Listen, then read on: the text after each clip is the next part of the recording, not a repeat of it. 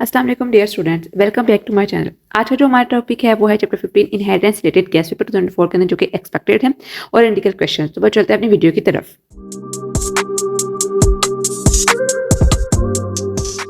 Okay बच्चों, सबसे पहले तो आता है इंट्रोडक्शन। उन्होंने आपको बताया हुआ है कि इंट्रोडक्शन क्या होता है, इनहेरिटेंस क्या होती है, ठीक है। उसके सबसे पहले जो बात आती है वो आती है जेनेटिक्स की, कि जीन्स के थ्रू जो इन्फॉर्मेशन होती है वो ट्रैवल होती है from one generation to the next generation. उसके अंदर जो दो इंपॉर्टेंट पार्ट्स आते हैं वो आते हैं क्रोमोसोम्स और जीन्स के, मीन्स कि इनके थ्रू जो मैसेज होता है वो ट्रांसमिट होता है from one generation to the other generation. इसको हम कहते हैं इनहेरिटेंस, और इस प्रोसेस को कहा जाता है, इस प्रोसेस को कहा जाता है जेनेटिक्स का प्रोसेस, ठीक है। अब इसके अंदर उन्होंने डेफिनेशन बताई हुई है क्रोमोसोम्स क्या होते हैं, कितने पेयर ऑफ क्रोमोसोम्स होते हैं। एक ह्यूमन के अंदर 23 पेयर्स होते हैं। 23 पेयर से मुराद क्या है, 46 क्रोमोसोम्स होते हैं, ठीक है। 23 पेयर्स का मतलब क्या है, एक आपको मामा से आता है और एक आपको पापा से आता है, मीन्स कि एक मेल से आता है और एक फीमेल से आता है। 23 वहां से, 23 वहां से, और तब एक जाके एक ह्यूमन का क्रोमोसोम बनता है। 46 क्रोमोसोम्स होते हैं, ठीक है। इसको आपने 9th क्लास में पढ़ा होगा, जब हम न्यूक्लियस का स्ट्रक्चर पढ़े थे। वहाँ मैंने बहुत डिटेल से समझाया हुआ है कि क्रोमोसोम्स क्या होते हैं, डीएनए क्या होता है, किस तरह न्यूक्लियोटाइड्स बनते हैं, न्यूक्लियस कैसे होता है फॉर्म, ठीक है। उसके अंदर न्यूक्लियोसोम्स कहाँ बनते हैं, क्रोमेटिन कहाँ होता है, ठीक है। ये सब कुछ इसी में उन्होंने बताया हुआ है, वो क्रोमोसोम्स क्या चीज़ें हैं। यहाँ पर उन्होंने बताया भी हुआ है कि न्यूक्लियोसोम्स क्या है, डीएनए क्या है, और प्रोटीन्स हिस्टोन जो होते हैं वो बाइंड करते हैं किस चीज़ को, वो आपके न्यूक्लियोसोम को क्या करते हैं, अच्छी तरह बाइंड कर लेते हैं, ठीक है बच्चों।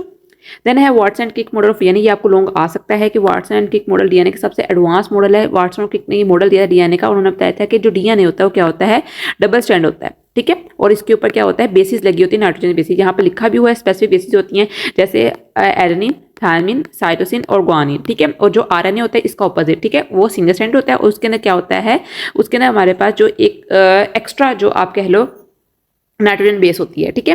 देन डीएनए रेप्लिकेशन उन्होंने बताया हुआ, डीएनए रेप्लिकेशन जो होती है वो डिफरेंट प्रोसेस थ्रू होती है, आइदर थ्रू ट्रांसलेशन, ट्रांसक्रिप्शन, ठीक है। इसके थ्रू जो होती है वो प्रोटीन से हमारे पास जो होते हैं वो बनते हैं, ठीक है। यहाँ पर उन्होंने बताया भी हुआ है।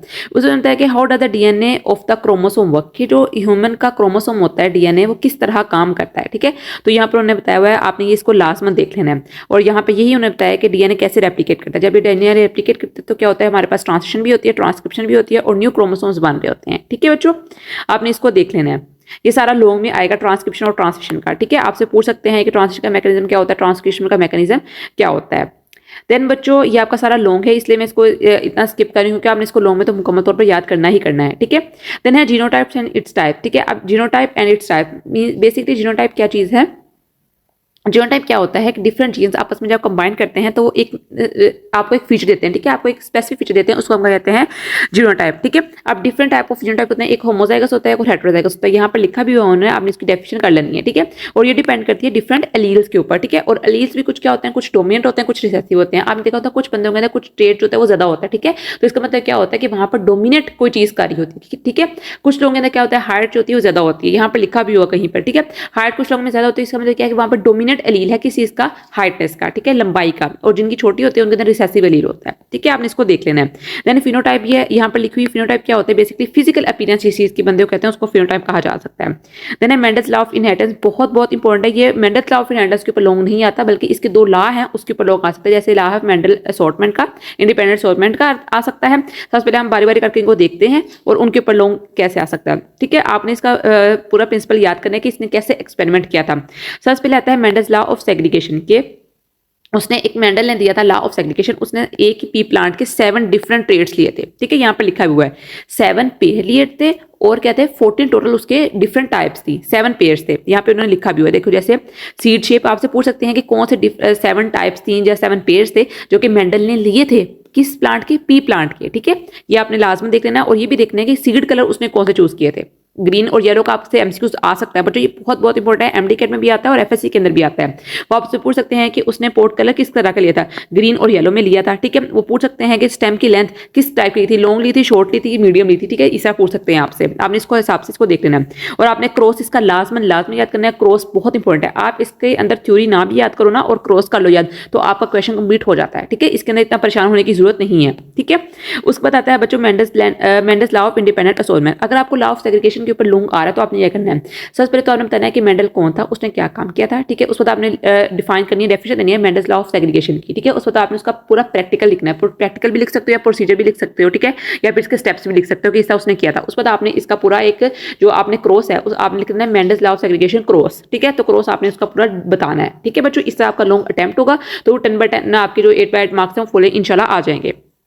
देन है Mendel's law of independent assortment, same इसी तरह जिस तरह आपको मैंने उसका बताया है सेग्रीगेशन का। सेग्रीगेशन के अंदर क्या था कि सिर्फ आपके पास एक चीज था, एक ट्रेड को आपने पढ़ा था, लेकिन जो लॉ ऑफ इंडिपेंडेंट असॉर्टमेंट है उसके अंदर आपने दो ट्रेड एट अ टाइम पढ़े थे। अब देखो यहाँ पे राउंड येलो और रिंकल ग्रीन मींस कि आप दो ट्रेड को at the same time study कर रहे हो, ठीक है। तो आपने इसको भी इस तरह देख लेना है। और आपको पुनेट स्केयर के बारे में पता होना चाहिए कि पुनेट स्केयर क्या होता है। आपने जब क्रॉस कर लिया तो आपने पुनेट स्केयर बनाना है और उसके अंदर आपने देखना है कितने हमारे पास कितनी जनरेशन जो है प्रोड्यूस हो सकती है, कितनी उसकी प्रोबेबिलिटी है, ठीक है बच्चों।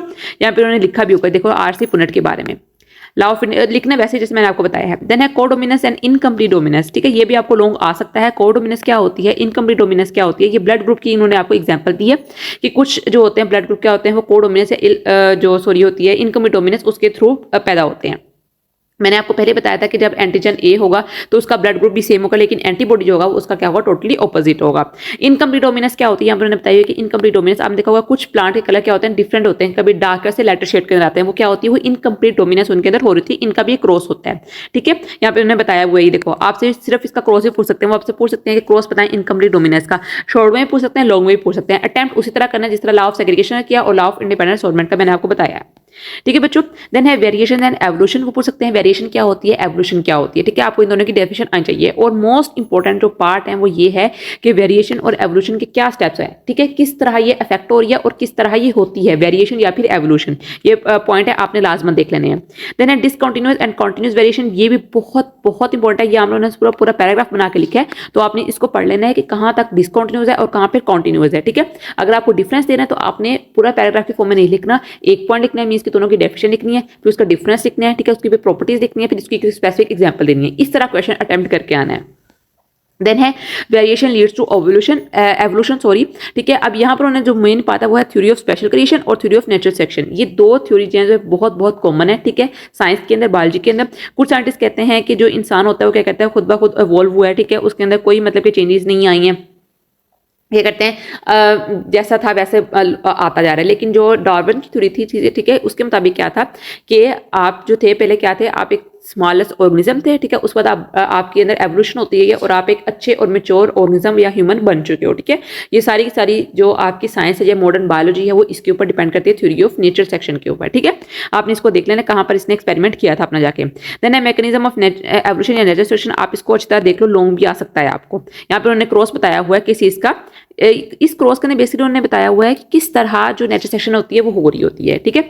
जो अच्छा ऑर्गेनिज्म होता है, सर्वाइवल ऑफ द फिटेस्ट आपने बड़ा बार सुना होगा, ठीक है। क्या कहते हैं कि जो आदमी या जो कोई ऑर्गेनिज्म जो होता है वो इस चीज से कैपेबल हो सकता है कि वो फाइट कर सकता है अपने सराउंडिंग के साथ, इसको मेंटेन कर लेता है, रेजिस्ट कर लेता है आपकी जो सराउंडिंग में चेंज हो रही है मीन्स के टेम्परेचर को, ठीक है, फूड और शेल्टर को, तो क्या करता है वो एग्जिस्ट कर सकता है, जो नहीं कर पाता वो मर जाता है, ठीक है। ये होती है theory of nature selection. Then बच्चों यहाँ पर उन्होंने सब कुछ यही बात लिखी हुई है, आपने इसको लोगों के हिसाब से बच्चों तैयार कर लेना है। और एग्जाम्पल उन्होंने दिया है मोथ की दी हुई है यहाँ पर, ठीक है। यहाँ पे बताया गया जैसे मोथ जो होते हैं वो कैसे अपने आपको सर्वाइव करवा रही है, ठीक है, ये आपने लाजमन देख लेना है, ठीक है, आपको लोग आ सकता है। देन है आर्टिफिशियल सेलेक्शन, बहुत बहुत इंपॉर्टेंट है। आर्टिफिशियल सेलेक्शन क्या होती है, बेसिकली जो आपकी जो होते हैं फार्मिंग से रिलेटेड होते हैं, ठीक है, फार्म्स वगैरह जिनके पोल्ट्री फार्म्स वगैरह होते हैं वो इसको बड़ा कंसिडर करते हैं आर्टिफिशियल सेलेक्शन को, ठीक है। अब इसके ब्रीड्स और कल्टिवेटर्स के बारे में आपसे पूछ सकते हैं, ब्रीडर्स क्या होते हैं और कल्टिवेटर्स क्या होते हैं, इसमें लॉन्ग नहीं आता, ठीक है, इसमें शॉर्ट ही आएगा, तो आपने इसको देख लेना है, ठीक है बच्चों।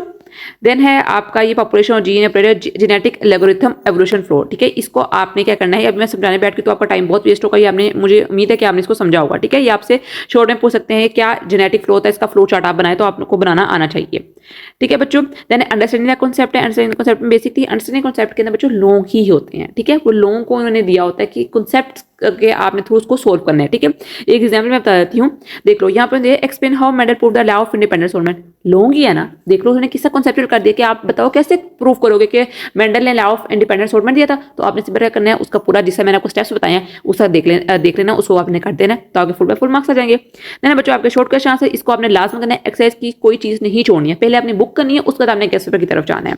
देन बच्चों टर्म्स टू नो भी आपने मिस नहीं करनी, ये हमारे हो गया चैप्टर नंबर जो 15 कंप्लीट। अब हम चलते हैं कैसे पेपर की तरफ। Okay, बच्चों, our first question is what do you mean by dominant and recessive alleles? Define genotype and phenotype. Question number 3 is describe Mendel's law of segregation. Question number 4 is differentiate between nature and artificial selection. What is meant by monohybrid cross and dihybrid cross? Very important. Describe Mendel's law of independent assortment. ठीक है, आपने इसका result भी last में लिखना है. Describe Mendel's law of segregation. Describe theory of special creation. Differentiate between breeders and cultivators. What is Mendel's law of segregation? What is meant by Mendel's law of independent assortment? What is monohybrid cross? What do you mean by homozygous and heterozygous? What do you mean by George Mendel? ठीक है, आपको पता होना चाहिए इसकी date of birth क्या, कितने साल इसने काम किया है, ठीक है, कब इसने अपना ये लॉ दिया था. ठीक है, ये बहुत इंपॉर्टेंट क्वेश्चन है. Differentiate between transcription and translation diagram last बनानी है. Right and 2 main points of Watson and kick model of DNA. ठीक है, अगर आपको ये शॉर्ट में आ रहा है तो जितने आपको उन्होंने पॉइंट्स स्पेसिफिक किए हैं उतने ही लिख कर आओ, लेकिन उन्होंने क्या है ना, राइट मेन पॉइंट्स, तो फिर आपने सारे पॉइंट्स लिखने हैं. ठीक है, ये टेक्निक है शॉर्टकट आंसर को सोल्व करने की. तो बच्चों बेसिकली ये था आपके गेस्ट पेपर 2024 के जो कि एक्सपेक्टेड है. इंशाल्लाह मैं आपको अपने व्हाट्सएप चैनल के ऊपर शेयर कर दूंगी. ठीक है, आप लोग वहां से भी देख सकते हो जब आप लोग पढ़ने बैठो. वीडियो बनाने का मकसद बेसिकली यही होता है कि मैं आपको एक दफा ओवरव्यू करा दूं कि आपने अपना चैप्टर प्रिपेयर कैसे करना है, कौन सी चीज को आपने प्राइम इंपोर्टेंस देनी है और किसको आपने बैक साइड पर रखना है. ठीक है, पेपर के दिनों में बच्चों को क्या होता है, बहुत ज्यादा क्या होता है, मुश्किल होती है, उनको समझ नहीं आता कि हम कैसे अपनी चीजें स्टार्ट करें, कैसे आप सब कुछ पढ़ें. तो पेपर आपके बहुत नजदीक है. इंशाल्लाह ये वीडियो भी एंड होने वाली है सारी की सारी. उस बाद इंशाल्लाह हम अपने जो फर्स्ट ईयर के है वो स्टार्ट करेंगे. तो बच्चों मेरे साथ रहिए, कल मिलते हैं एक नई एक्साइटिंग और अच्छी वीडियो के साथ. तब तक के लिए फी अमानिल्लाह.